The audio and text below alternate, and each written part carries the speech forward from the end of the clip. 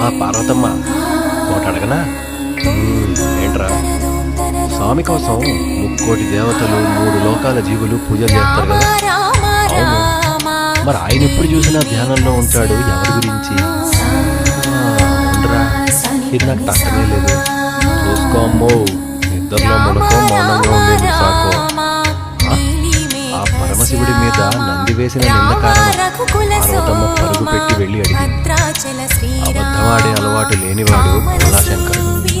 ఇలారా దేవి, నీకొకటి కథ చెప్తాను. అది రావణుని లంక. నగరంలో యుద్ధం జరుగుతుంది.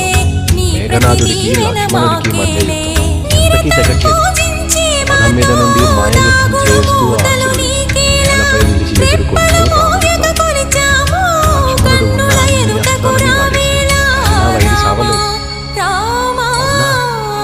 అవును పార్వతి, సమయమేమో మించిపోతాం.